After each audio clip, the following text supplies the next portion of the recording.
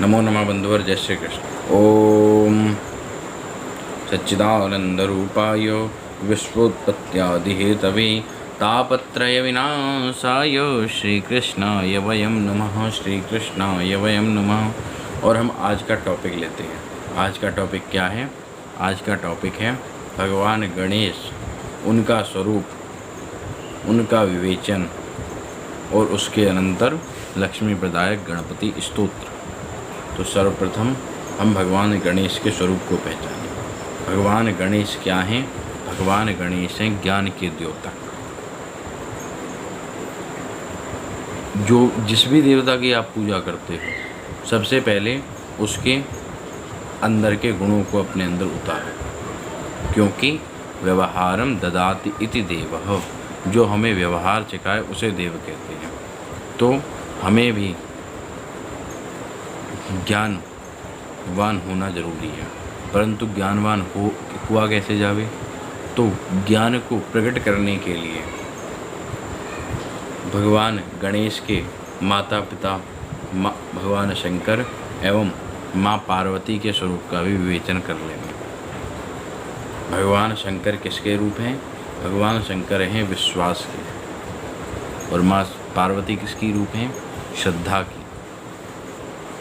जब तक मनुष्य के अंदर आत्मविश्वास ना हो और जब तक मनुष्य के अंदर भगवान के प्रति श्रद्धा ना हो, तब तक वह कोई कार्य नहीं कर सकता। चाहे उसके पास वह बुद्धिमान भी होगा तो भी वह उस कार्य को नहीं कर पाएगा। ऐसे बहुत से लोग आते हैं जो कहते हैं हमें माइक पे जाने से बहुत घबराहट होती है।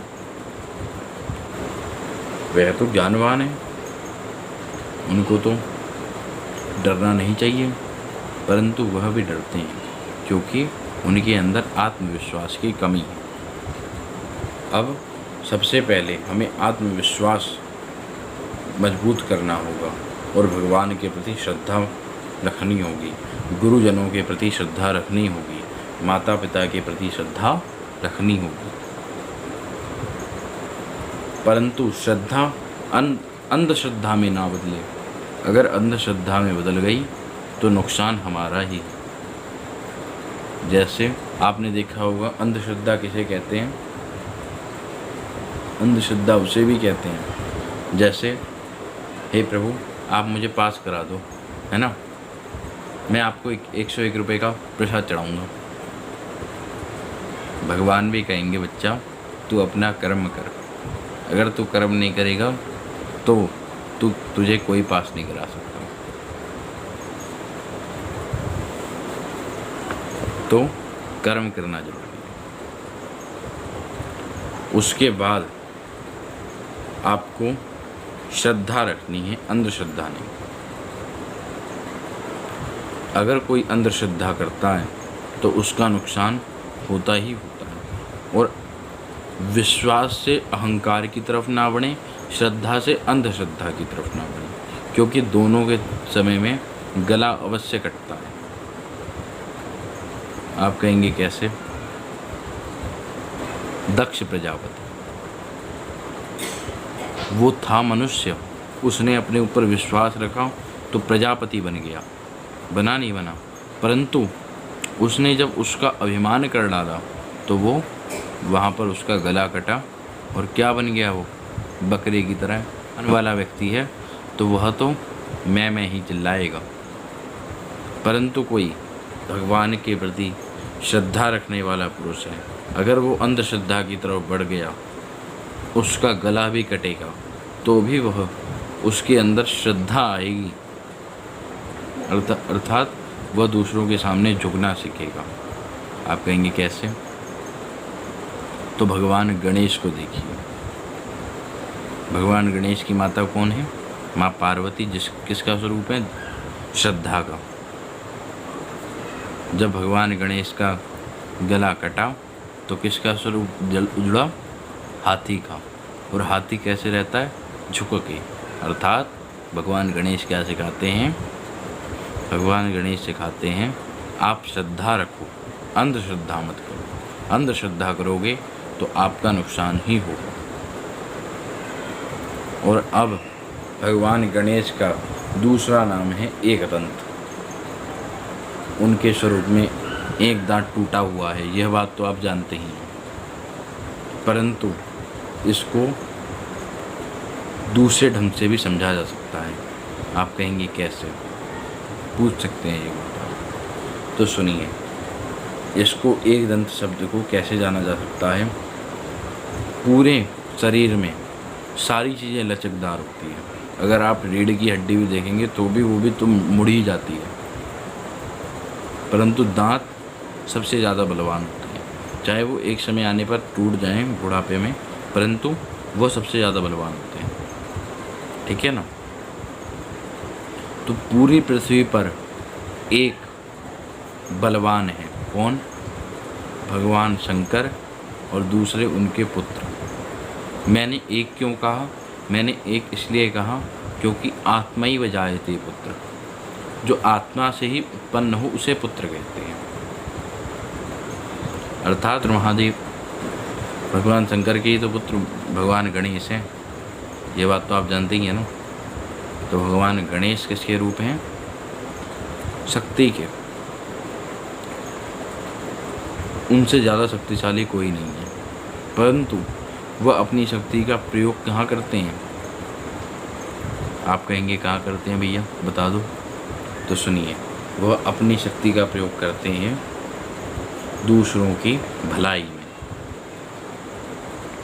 एक व्यक्ति होता है जो अगर बलशाली हो गया या विद्वान हो गया तो उससे सब डरेंगे, उसके पास कोई नहीं जाएगा, भैया ये तो बहुत विद्वान हो रहा है और ना हमसे बात करता है, अपना घमंड दिखाएगा। और दूसरा अपने बल का सदुपयोग करेगा। तो भगवान गणेश कहते हैं अपने बल का सदुपयोग करो, जिसको आपको आपकी मदद की ज़रूरत हो उसकी आप मदद करो। तो ये हो गया उनके बल का स्वरूप। और दूसरी बात, उनका पेट आपको पता है लंबोदर, अर्थात जो बुद्धि है, बुद्धि के पेट में ही सारी सृष्टि निवास करती। आप कहेंगे कैसे? जब आपको अग्नि जलानी थी तब भी आपने बुद्धि लगाई। जब आपको अभी खाना बनाना है तो खाना बनाने के लिए भी आपको बुद्धि चाहिए नहीं चाहिए। इसी प्रकार हर चीज़ बुद्धि पे ही डिपेंड है। तो बुद्धि के अंदर ही विश्व रहता है। अर्थात हमें सबसे पहले किन दो वस्तुओं पर ध्यान रखना चाहिए? एक तो श्रद्धा, दूसरा विश्वास और तीसरा बुद्धि। ये हो गया भगवान गणेश के स्वरूप का विवेचन। अब आते हैं भगवान गणेश के मूषक पर। मूषक क्या सिखा रहा है? आपको पता है मूषक जो है उछल कूद करता है नहीं करता, परंतु वह उछल कूद जो करता है वह हमारे मन की तरह ही करता है। हमारा मन भी उछल कूद करता है। जब तक उस पर अंकुश ना हो तो वह राक्षस प्रवृत्ति बन जाता है। आपने सुना होगा मूषकासुर के बारे में। जो ये मूषक था पहले ये असुर था, परंतु जब किसी बुद्धिमान का अंकुश हो जाता है तो वह भी उसी बुद्धि की लाइन पे चलता है। तो यह मन पहले बुद्धि के नियंत्रण में होना चाहिए, जैसे बुद्धि कहे। अर्थात बुद्धि क्या होती है? ज्ञान। जैसा हमारा आत्मज्ञान कहे वैसा ही हमारा मन करे, तभी हमारा मन उस मूषक की समान हो सकता है जो भगवान गणेश की सेवा में है।